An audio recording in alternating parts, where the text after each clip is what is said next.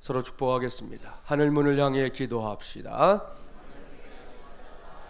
올바른 종말 신앙으로 무장합시다. 할렐루야. 오늘은 제12차 특세 19번째 시간입니다. 오늘은 사도의 당부라는 제목으로 하나님의 말씀을 전하도록 하겠습니다. 오늘 우리에게 주신 말씀부터 시작해서 이제 남아있는 말씀 전체가 데살로니가 전서를 기록한 사도 바울이 편지를 마무리해가는 부분입니다. 여기서부터 데살로니가 교회 성도들에게 남긴 사도 바울의 여러 가지 당부와 또 마지막 인사가 시작되고 있는 것이지요. 자, 오늘 첫 번째 당부를 먼저 볼까요? 그것은 리더들과 성도들이 서로를 귀하게 여기고 화목해야 한다는 겁니다. 본문 12절, 13절 함께 봉독해 보겠습니다. 형제들아, 우리가 너희에게 구하노니 너희 가운데서 수고하고 주 안에서 너희를 다스리며 권하는 자들을 너희가 알고 그들의 역사로 말미암아 사랑 안에서 가장 귀히 여기며 너희끼리 화목하라. 아멘. 사랑하는 새벽용사 여러분, 이번 특세를 시작하고 나서 계속 말씀드린 대로 데살로니가 교회는 이제 태동된 지 얼마 되지 않은 교회였습니다. 그런 가운데 또 교회 안팎에서 찾아오는 여러 문제들이 있었잖아요. 그러니 이 교회가 이런 난관들을 어떻게 헤쳐나갈 수 있겠습니까? 이 교회가 이렇게 역사가 오래됐다는 것은 나름대로 가지고 있는 내공이 특별히 있더라고요. 사람도 나이가 먹어가면 자연스럽게 생겨지는 내공이 있는 것처럼 교회도 그러한데 이 초창기에는 또 그런 내공이 많이 부족할 수밖에 없지 않습니까?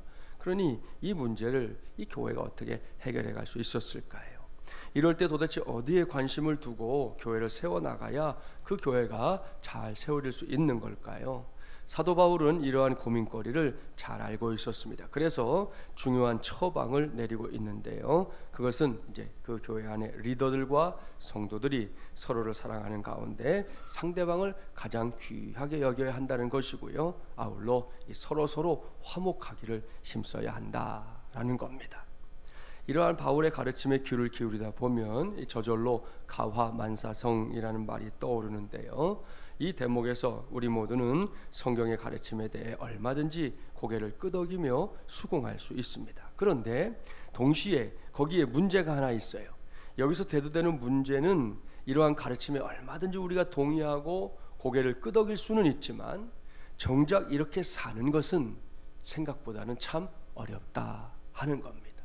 그러니까 동의하는 것과 그렇게 사는 것이 똑같기가 어렵다는 것이죠. 그래서 이 시간에 성경 한 곳을 소개합니다. 구약 성경 잠언 16장 7절 말씀 한번 가볼까요? 구약 928쪽입니다. 이와 관련해서 성경이 뭘 말씀하고 있는지 보려고 합니다. 잠언 16장 7절 말씀 928쪽 우리 한 절 말씀인데요. 함께 봉독해 보겠습니다. 사람의 행위가 여호와를 기쁘시게 하면 그 사람의 원수라도 그와 더불어 화목하게 하시느니라. 아멘. 할렐루야. 이 말씀을 잘 보십시오. 또 깊이 묵상해 보십시오. 여기서 주목하게 되는 단어, 저와 여러분에게 제일 먼저 눈에 띄는 단어 가운데 으뜸은 아마도 원수라는 단어일 겁니다.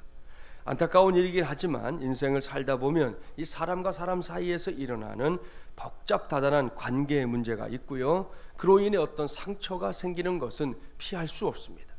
이런저런 상처들이 쌓이다 보면 어느 사이에 방금 봉독했던 말씀에 등장하는 이 소위 원수들이 생기게 되지요. 성경을 보면 사람에 대해 이 원수라고 일컫는 그런 언급, 그런 표현들이 적지 않게 등장하는데요. 성경은 그만큼 우리의 인생을 실제적인 안목에서 바라보는 이 현실주의적인 입장을 취하고 있습니다. 공상의 세계, 그런 걸 말하는 게 성경이 아니고 우리의 삶을 말하는 게 성경이라는 겁니다. 옳습니다. 성경은 없는 것을 있다고 하지도 않고 있는 것을 없다고도 하지 않습니다. 그런 관점에서 본다면 원수라는 존재는 죄송하지만 인생의 필연입니다. 이해가 되실 거예요. 그렇다면 좋습니다. 여기까지는 이제 우리가 어쩔 수 없는 거예요. 내가 원하든 원하지 않든 내 인생 속에 얼마든지 어떤 원수가 자리를 잡을 수 있다는 말씀입니다. 그것은 어찌할 수 없겠지만 그 다음에 반드시 이런 질문을 해야 합니다. 그렇다면 그 원수들을 처리하는 실제적인 방책은 무엇일까? 도대체 어떻게 해야 하는 것인가? 이러한 인생의 질문을 갖고 성경을 펼쳐보십시오. 성경은 무엇보다 소극적으로는 보복을 금합니다. 원수 갚는 것은 하나님이신 우리 주님의 고유 권한에 속하는 것이기 때문에 저와 여러분이 왈가왈부할 것이 아니다, 그렇게 가르칩니다. 왜일까요? 이 질문에 대한 답이 그다지 어렵지 않아요. 저와 여러분을 비롯한 모든 인생들이 어떤 문제이든 거기서 가만히 그 자리에서 해결하는 것이 아니라 상처를 극대화하고 감정의 이 악순환을 벗어나지 못하는 존재이기 때문입니다. 이 말은 결국 어떤 경우에라도 사람의 보복이 공의로울 수 없다는 건데요, 우리가 그런 존재, 그런 한계를 갖고 있는 존재라는 걸 하나님이 다 아십니다. 그래서 보복을 금하는 거예요. 소위 말하는 정의로운 보복이라는 게 있는데요, 그럴 때 보복을 하는 사람이 나름 이유는 있겠지만 그것이 100% 정의로운 보복이라고 말하는 것이 우리 인생들에게는 불가능하다는 말씀입니다. 오죽하면 세상에서 또 말하죠. 법보다 뭐가 가까워요? 주먹이 가깝다, 그런 말을 하잖아요. 이렇게 보기에 따라서는 정말이지 막 답답하기 짝이 없는 이런 현실을 떠올리면서 앞서 봉독했던 잠언 16장 7절 말씀을 잘 보십시오. 이 말씀에서 가르쳐주고 있는 것은 우리가 집중할 것이 보복이 아니라는 겁니다. 그렇다면 무엇에 집중해야 합니까? 보복에 집중하지 말고 주님을 기쁘시게 함에 집중하라, 그것을 우리에게 가르쳐줍니다. 원수 갚는 건 누구에게 맡기고요? 그 주님께 맡기고 말입니다. 할렐루야. 꼭 기억하십시오. 우리가 종종 고백하는 것처럼 사람의 마음도 주님의 통치 영역을 벗어나지 못합니다. 주님께서 원하시면 원수의 마음도 한순간에 바꿀 수 있습니다. 주님께서 원하시면 어느 날 원수가 찾아와서 우리 앞에 와서 지난날에 대해서 함께 풀기를 원하는 고백들을 나누게 될 때가 있다는 거지요. 살다 보면 이런 경험들 분명히 할 때가 있습니다. 저도 그렇고 여러분도 그렇고 말입니다. 미국의 한 흑인이 백인의 집 옆으로 이사를 했습니다. 미국에서 인종차별 지금도 여전히 있다는 거, 심하다는 거 아시죠? 이 백인은 이 흑인을 쫓아내려고 무척 애를 썼습니다. 그런데 흑인은 거꾸로 마음 먹기를 내가 이 백인을 사랑으로 굴복시켜야지, 그렇게 결심했다는 거지요. 어느 날 흑인의 소 한 마리가 백인의 초장에 들어갔습니다. 백인은 흑인에게 찾아가서 많은 벌금을 받아냈어요. 그러면서 막 고소해한 거지요. 그런데 다음 날 낮에는 백인의 소 여러 마리가, 한 마리도 아니고 여러 마리가 흑인의 농장에 들어갔습니다. 백인이 놀랬죠. 그래서 아들을 불러 할 수 없이 많은 돈을 가지고 가서 소를 찾아오라 그랬어요. 그 돈을 내놓는데 막 손이 덜덜덜덜 떨렸습니다. 잠시 후에 백인의 아들이 돌아왔는데요, 소는 말할 것도 없고 가지고 갔던 돈을 몽땅 다 도로 가지고 왔습니다. 백인이 이상히 여겨서 도대체 왜 돈을 갖고 왔느냐 까닭을 물었더니 아들이 하는 말, 그 흑인 아저씨가 돈을 안 받는다는 거예요. 그리고 아주 기쁜 마음으로 내가 다 이거 용서해 줄 테니 그냥 가지고 가십시오, 그러더라는 거지요. 그 말을 듣고는 이 백인이 그냥 머리가 띵 해졌죠. 그리고는 마룻바닥에 주저앉았고 가서 그 흑인 아저씨를 불러오라. 그래서는 불러오고 나서는 자기를 위해 기도해 달라, 그렇게 청했습니다. 이를 계기로 이 백인도 그리스도인이 되었고요, 두 사람은 믿음 안에서 평생 지기가 되었다 합니다. 할렐루야. 사랑하는 여러분, 이러한 하나님의 역사가 오늘날에도 얼마든지 일어날 수 있다는 사실을 확실하게 믿기 바랍니다. 이것을 믿고 혹 관계의 상처가 우리로 잠못 이루는 밤을 가져다 줄 때에도, 생각만 해도 머리가 지끈거리고 마음이 상하는 상황이 될 때, 그래도 우리 모두는 그 원수를 묵상하지 말기 바랍니다. 여러분, 묵상할 게 없어서 원수를 묵상하면 되겠습니까? 원수를 묵상하기보다 우리가 오늘 마땅히 해야 할 일에 집중하기 바랍니다. 그런 생각으로 성도가 할 일 중에 최고의 일이 뭐겠어요? 다른 게 아니죠. 우리 주님을 기쁘시게 하는 일인 줄 믿습니다. 그렇습니다. 우리는 관념이 아닌 행실로 주님을 기쁘시게 해야 할 일을 찾아야 할 겁니다. 바로 그때 우리 안에 자리 잡았던 이 상처가 인생 도약의 스타가 될 줄 믿습니다. 이게 영국 속담인데요, 스카가 상처거든 영어로. 근데 스타는 아시죠? 별. 여러분, 스카 상처는 얼마든지 별이 될 수 있다는 거예요. 그게 영국의 속담이에요. 저와 여러분의 삶에 지금 혹 주어져 있는 상처들이 상처로 끝나서 그것이 골마버리게 하는 것이 아니라 하나님의 은혜로 그것이 스타가 되는, 빛나는 별이 되는 은혜 꼭 누리게 되기를 바랍니다. 이것이 하나님의 뜻이에요. 따라서 저도 여러분도 이 공동체 안에서 함께 신앙생활을 하면서 자꾸만 관계의 문제에 집중하지 맙시다.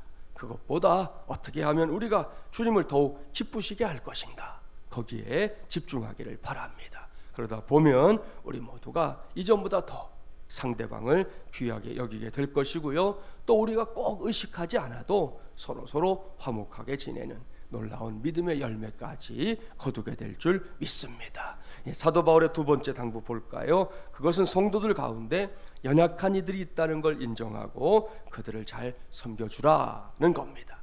본문 14절 15절 본문으로 돌아가서 함께 봉독해 봅니다. 14절 15절입니다. 또 형제들아, 너희를 권하노니 게으른 자들을 권계하며 마음이 약한 자들을 격려하고 힘이 없는 자들을 붙들어주며 모든 사람에게 오래 참으라. 삼가 누가 누구에게든지 악으로 악을 갚지 말게 하고 서로 대하든지 모든 사람을 대하든지 항상 선을 따르라. 아멘. 이 말씀에 따르면 예나 지금이나 신앙 공동체 안에 들어오는 사람들이 착각하고 있는 것이 있어요. 그것은 예수님을 믿으면 그 사람이 바로 천사처럼 변할 것이다, 그렇게 생각하는 겁니다.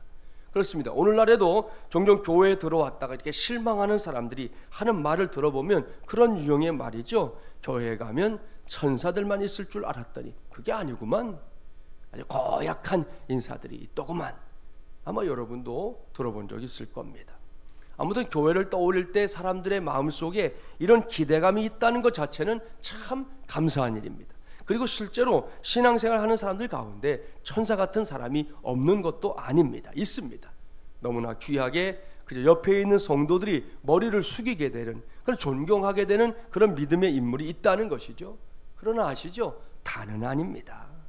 아니, 어떤 의미에서 교회는 천사들의 공동체 이전에 종합병원과도 같은 모습이 있을 수 있습니다.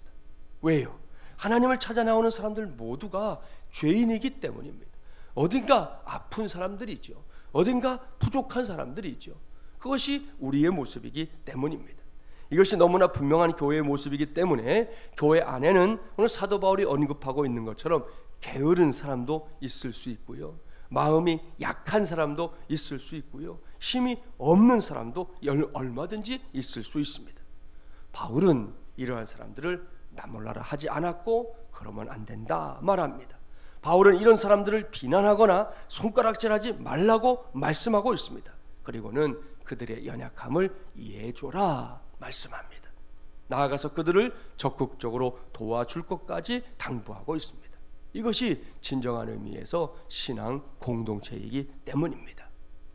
성경을 읽다 보면 이러한 공동체를 떠올리게 되는 여러 가지 사건들 혹은 어떤 일들이 있는데, 그 중에 으뜸은 창세기에 기록된 노아의 방주일 겁니다. 성경에 따르면 그 방주 보신 적 있죠? 성경에서 길이가 300규빗, 높이가 30규빗, 넓이가 50규빗인 이 3층으로 된 배입니다. 여기서 한 규빗은 성인 남자의 이 중지 끝에서 팔꿈치까지의 거리를 말하거든요. 그래서 대략 평균 약 45cm 정도를 한 규빗으로 이렇게 따집니다. 자, 이러한 성경의 기록을 그대로 재현한 창조론자가 한 사람이 있어요. 이게 참 대단한 사람인데, 그 다음 걸 보세요.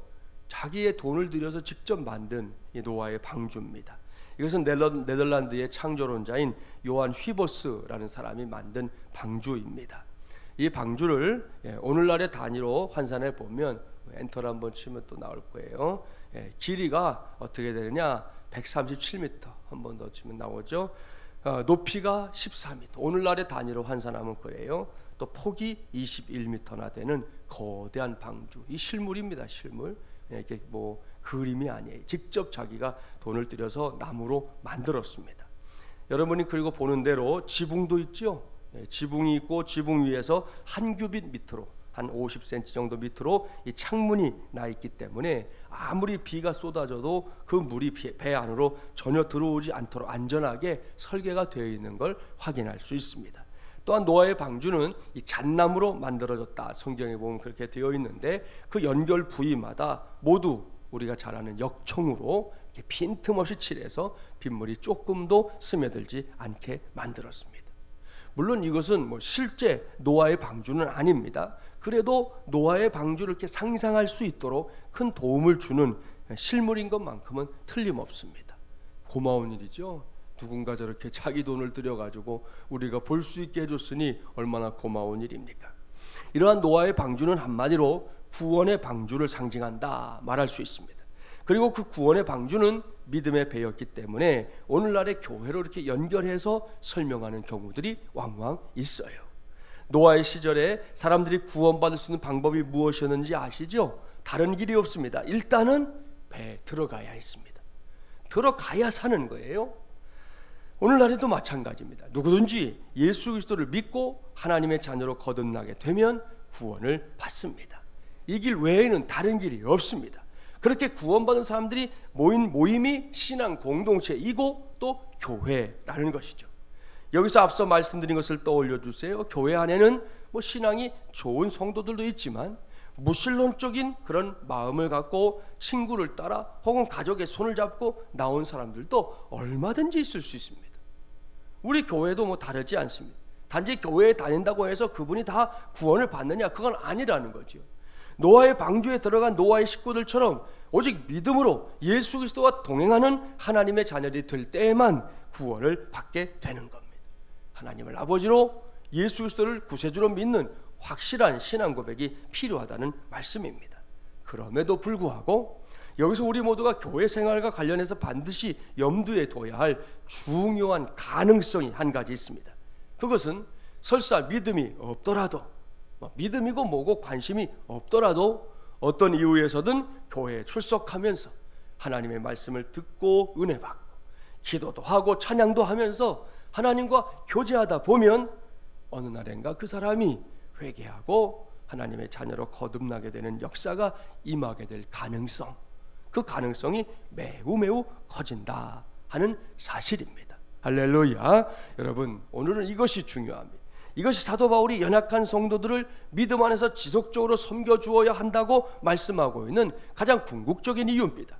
그렇습니다. 아예 교회에 다니지 않는 사람들보다는 어떤 형태로든 복음이 선포되는 교회에 자주 출석하면서 하나님의 말씀과 찬양과 기도에 더 많이 녹아들고 경험하는 자들에게 구원의 기회가 더 풍성하게 주어질 줄 믿습니다. 그렇기 때문에 누구든지 우선은 교회 안에 들어올 수 있게 하는 것, 이것이 한 영혼을 구원하는 일에 있어서 매우 중요한 일, 가장 먼저 해야 할 일이라는 것, 그것을 우리 모두가 잊지 말기 바랍니다.